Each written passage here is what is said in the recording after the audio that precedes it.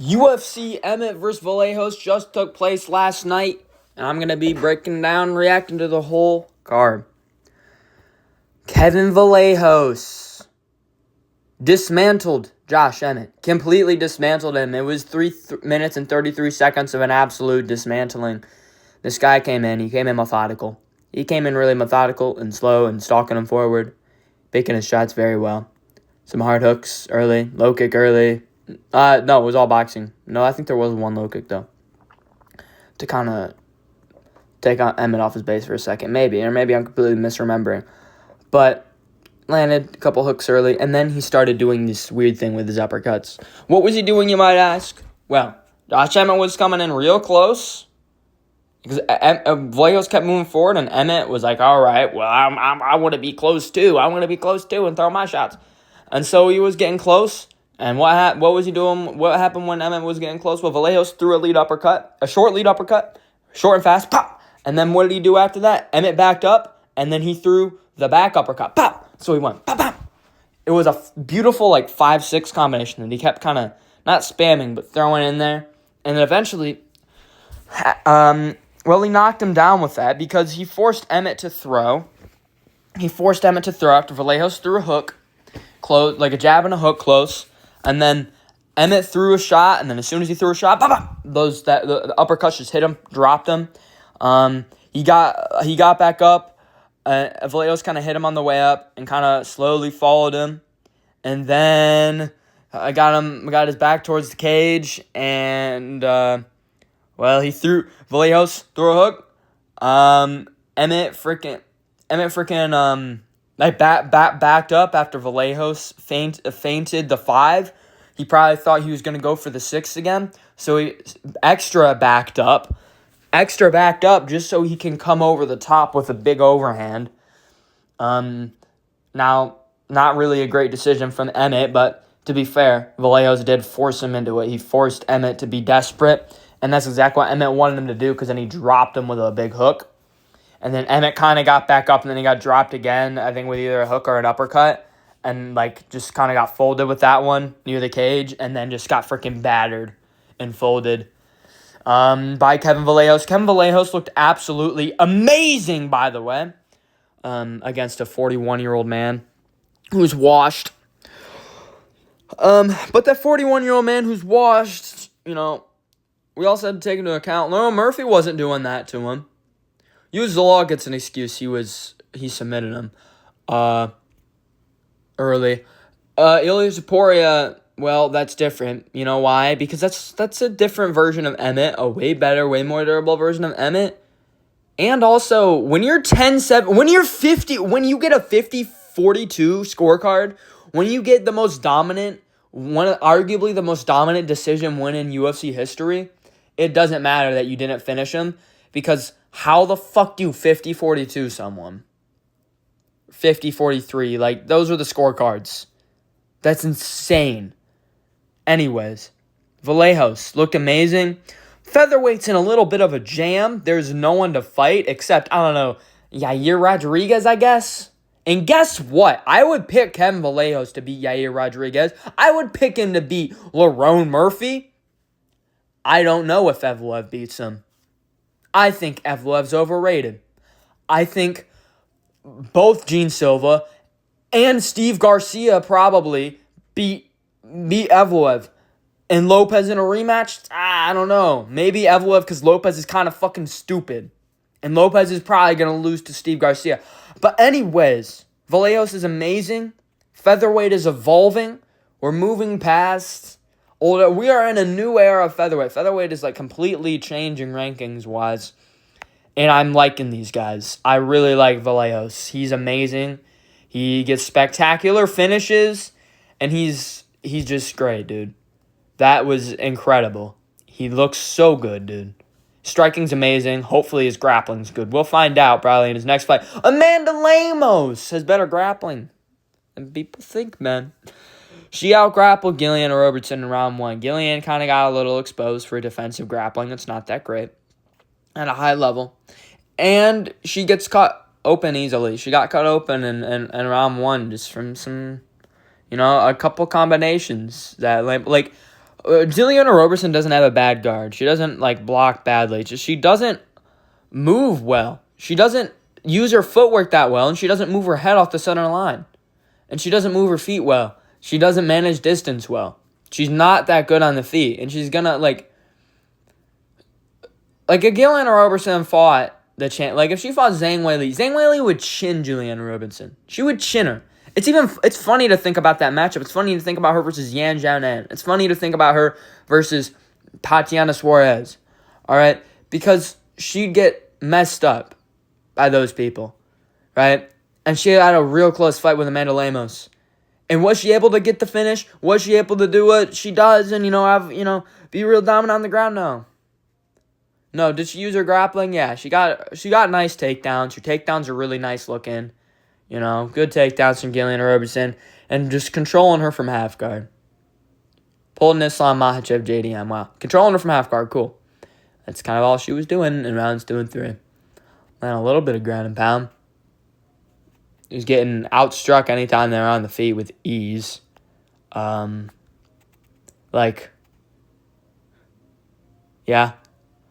Good enough decent win from Gillian Robertson. Looked fine, I guess. Jose Delgado went to a split decision with my boy Andre Fili. Now look, as an Andre Fili fan, I love that fight. That was fun. But at the same time, as a UFC fan, it kind of pissed me off because a fighter getting fraud checked is not a good thing. I'm sorry. It's not a good thing. You want prospects to be good. You want the future of the sport to be good. You don't want prospects to get fraud checked. You don't. And I originally didn't like this matchup because I thought that Jose Delgado was going to run through my boy Fili. I thought that he was so much better than this. And look, I do still think he got robbed by Nathaniel Wood. I think he clearly won that fight. I think he clearly beat Nathaniel Wood.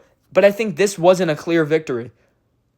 Andre Fili made it closer than Nathaniel Wood did. And, man, Fili arguably won. He was picking his shots a lot better than Delgado. He looked cleaner and crisper than Delgado. Delgado was moving around weird and looked kind of sloppy. Was getting taken down at will by Fili. At will. No defensive wrestling on display. But he won off of damage. And I think he won too. Kind of sure. Yeah, he won. Marwan Rahiki versus Harry Hardwick. Fight of the night? Are you serious? You're telling me there's no way that got fight of the night over Vitor Pacino versus Asplund. Or even over, dude, Sosa versus Lacerda was a better fight than that. Sosa versus Oki was a better... Maybe not Sosa... Dude, Asplund Petrino. There's no way they gave fight of the night to Hardwick Rahiki. Give him a performance bonus, not a fight of the night bonus. Harry Hardwick got fucked. He arguably won round 1, though. But, I mean, round 1 is kind of tit for tat. But round 2, look, Harry Hardwick, I don't know. He's not, this dude is just not that good. He doesn't extend on his shot. He jams himself up on all of his punches. He gets way too into range. He's slow. He's not that powerful. Rahiki was putting his head on the center line a lot. He wasn't... But no, it's not that. No, he just wasn't, his footwork's not very dynamic. He's got simpleton footwork. He doesn't really, load up on his shots well. But Harry Hardwick was very easily overwhelmed. Very easily overwhelmed. Rahiki looked good. Rahiki just looks like a young prospect who's, who's probably going to make improvements pretty quickly. I think even he knows what he's got to work on. Harry Hardwick did hit him a few times pretty good in round 2. They were going back and forth a lot in round 2. Round 2 was insane. It was crazy, but Hardwick was getting pieced the fuck up, especially against the cage. Just hooks upstairs, uppercuts downstairs, hooks upstairs. There was a knee up the middle, too. There was an elbow to the face as well. Batter him in the clinch. Rahiki has very solid Muay Thai. He has a very good clinch game. I like guys that throw a lot of strikes in the clinch. I like Rahiki. He's a prospect I'll be looking out for. I hope he improves. He has a very fun style. Very good Muay Thai. Very high output. I like that. Extends his combos a lot. Has very long extending combos. And it literally just like a stylistic nightmare for Hardwick. So Hardwick's having a tough go at it in the UFC. And Rahiki's pretty decent, man. Umar Saad. Dude. Why is it that, not including Benoit Saint-Denis, of course, outside of Benoit Saint-Denis, why do these French guys in the UFC always tap? Why do they always give up? Why did Cyril Gane immediately tap as soon as the guillotine was in? Why did he not try and get out at all? Why did Umar Saad tap as soon as the guillotine got in? Why did he not get out at all? So this fight, of course, ended in round 1. They went tit for tat on the feet. Umar tried to grapple for some dumbass reason. It didn't really work. Kutalaba controlled him a little bit. Lancing ground and pound, whatever. And then what happened? Then Umar flipped into turtle position, and then he tried to grab onto Kutalaba's leg, or he tried to stand up, which is really stupid. Why are you putting yourself in a position to get guillotined? That's what I was like, dude, Umar Saad, what are you doing? You're putting yourself in a position to get, Kutalaba's going for the and Umar tapped. Dude, that's literally my reaction. I was like, he's going for a guillotine, and he tapped. What the hell? So he went for the guillotine when Umar was in turtle, right? As he was spread on top of him. And then he rolled him over in the mount and had the mount and guillotine. And then Umar tapped. He tapped right after he got rolled over. Right as Kutalaba simultaneously sunk, had the headlock and sunk it up as he rolled him over. And then as he started to squeeze, Umar tapped. Didn't even try to get out. Didn't try to buck. Didn't try to move. Just tapped immediately. He's trying to guillotine me. Tap, tap, tap. Why? Dude, and it could have been a better... Dude, that submission could have looked so cool for Kutalaba, that mounted guillotine. But it's spoiled because Sai just gave up. He gave up. He didn't even try to last. He didn't even... he just started squeezing. You're a UFC fighter. Why are you tapping that early? Be a fucking fighter. You know what I mean? You're supposed to be in the UFC. Dude, I hate how the UFC is sometimes, dude. We got a bunch of bitches up in here. I'm serious. You're a pro fighter. You're a UFC fighter. Unacceptable. Charles Johnson looked like shit, but it's been a month since he's been out, so it's acceptable. He got KO'd a month and a half ago. This is terrible. Why would he be this active? You've been super active recently, Charles Johnson. Giving us great fights. It's fine. You can rest. Take 5 months off. You got KO'd by Perez. Bad. He got folded. He got embarrassed by Perez. And Bruno Silva arguably beat you. He should have beat you. You just lost to Bruno Silva. I don't care what the judges say. I think Bruno won. I think you can call it a robbery. I think he clearly won rounds 2 and 3 off of damage. I think Charles Johnson had weird-looking shot selection this fight. I thought, with those weird, teeps. I know it's how Charles Johnson looks, but he just looks weird when he fights. And it makes sense as to why high-level fighters are able to, Perez are able to chin him. But then he's able to chin Kavanaugh, and it's weird. Also, why was Bruno not grappling more? So more takedowns, please. More takedowns, Bruno. That's what we needed. We needed more takedowns from Bruno Silva. He needed to make the grappling more of a threat. I think the judges looked way too much at how damaged Bruno's face was. I mean, it wasn't even that damaged, just red and bruised. But, Johnson in rounds 2 and 3, I mean, all the judges agree Bruno won round 2 and Charles won round 1. One judge gave Bruno round 3. The thing is, he was already his face is already, red going into round 3. Of course, it's going to get a little bit redder because it's already red and bruised. So it's obviously already going to get a little redder in the third round because he's in a freaking fist fight, but it doesn't mean he lost the round. I know Johnson landed more output. I understand. But I just think that Bruno Silva, landed a lot more damage. I think he landed more damage. And I think he landed more damaging strikes. I think he was pushing the pace a little better too in round 3. And I think Bruno should have won the fight. I kind of think it was a robbery. I think it went the wrong way. I think Bruno Silva beat Charles Johnson by decision. And I think that Chris Curtis versus Mike Tyvek Orbach is a terrible matchup. Why did we need to see that? Why did we need to see Chris Curtis get fed to Mike Tyvek Orbach? After what I saw, and the thing is, by the way, it's Ramadan, and Mike Tyvek Orbach is a Muslim.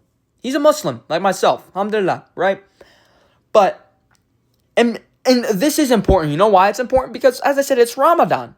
It's Ramadan. He's fasting. He fasted during the training camp, okay? This guy fighting in Ramadan. Now, why is he focusing on fighting in Ramadan? I'm not going to talk about, how or why I disagree with that. But it's kind of Chad of a move, but it's also kind of stupid. Anyways, Mike Tyvek Orbach, he didn't want to risk it. He didn't want to take any damage. He took a little bit on the feet from Chris Curtis and lost a round, but he freaking dominated him in the grappling. He completely dominated this dude in the grappling and almost finished him in round 1. He got 19 takedowns. This guy got 19 freaking takedowns. Are you serious? 19! He took him down 19 times. That's insane. Right? It's very insane. Mike Tyvek Orbach landed 19 takedowns throughout the whole fight. He broke records with how many takedowns he got him down with, okay? He broke a record. 19 takedowns is insane. But it's not like, he took him, he got him on his back 19 times. No, he got him on his back like 4 times, 5 times. And then like 14, 15 times, he got him on his butt. And Chris Curtis' back was against the cage, and then he got up and got taken down and got up and taken down again. Orbach was trying to play it safe the whole fight and just took this guy down repeatedly and dominated him on the ground. And Chris didn't really have much success except a little bit on the feet, I guess. But and almost got finished in round 1. Almost got TKO'd when Orbach had the back. But yeah, safe to say Orbach needs a big step up. Give him someone right outside the rankings. Give him the winner of Brown Holland. The winner of Randy Brown Holland. Give him the winner of that, maybe. Or give him Mike Mallet. Give him Joel Alvarez. Jonathan Mikalev. Sung Hung Keo. Someone like that, okay? Vitor Petrino. But great stuff from Orbach. Kind of boring in rounds 2 and 3. But great performance. Amazing performance. It is Chris Curtis. I don't like the matchup. I didn't like the matchup. It was way too one-sided and predictable. UFC doesn't know what they're doing with their matchups. Hunter Campbell's a bitch. Vitor Petrino versus Steven Asplunder. Great stuff. Absolute war on both sides. The stats, though. The stats. Interesting. There are actually people who think that Asplund won this fight. They are people who don't understand fighting at all. Because there's this thing called, in order to win a fight, you need to do more damage and land more. Steven Asplund did neither of those things. The stats, for some reason, said that Asplund was landing more the whole time. That's a complete lie. Asplund was landing less output. I don't know what they're talking about. Petrino was fighting in short bursts the whole time. He was bursting in and then he was backing up. He was bursting and throwing a big combination. 2-3-2, 3-2-3, I don't know, maybe a knee. Whatever. And he was just busting up Asplund the whole time. Asplund's face got completely destroyed. That's a genuine issue, dude. He gets bloodied. The way he got bloodied up, and he got cut in his last fight, too, by Sean freaking Sheriff. And he got completely bloodied up against Vitor Petrino. And, Vitor beat him up in rounds 2 and 3. He just did. I think you can say Vitor won all 3 rounds, 30-27, Vitor Petrina.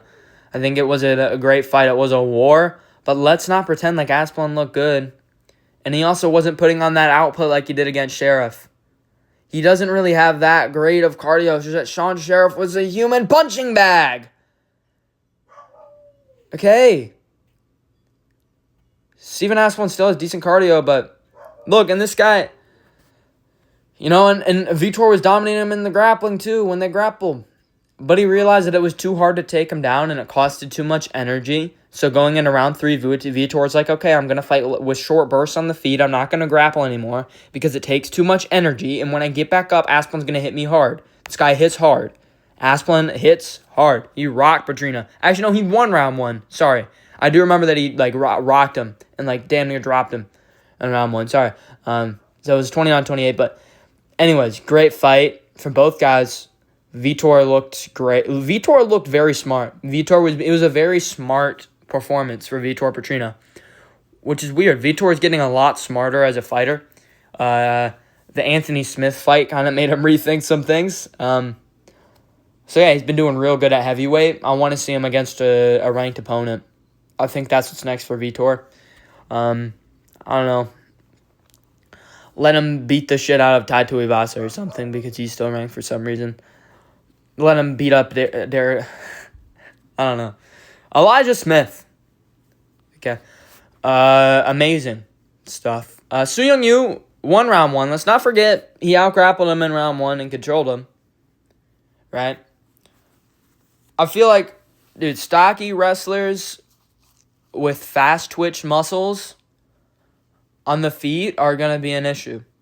Stocky wrestlers that have fast twitch fiber muscles that are able to react quickly to Elijah Smith's fast striking on the feet. Those are going to be the issue guys that are strong. Elijah Smith is only 23 years old, and he's 10-1, and his loss is relevance from 2023. Got KO'd by some random dude on the regional scene. Whatever. Right. He was literally 20 years old.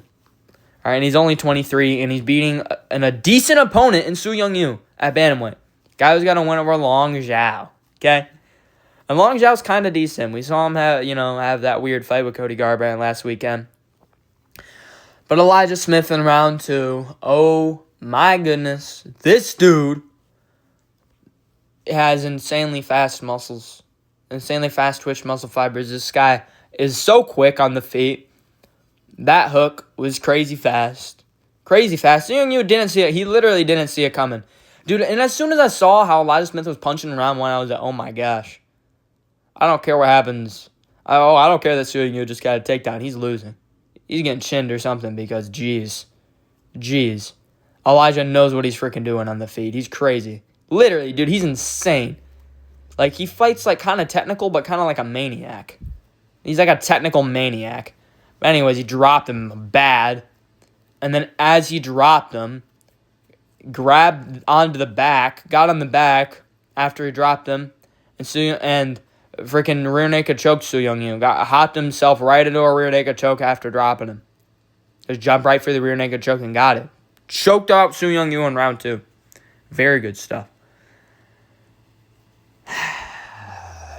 Look, Manuel Sosa, don't get me wrong, he looked good. Manuel Sosa looked good. What is going on? For some reason, Manuel Sosa looked good in a way, but Oki did not. Okay, they both look okay. What am I trying to say? Sosa kind of looked like shit. Okay, his spacing on his shots was bad. His footwork was bad. His timing was bad in the first 2 rounds.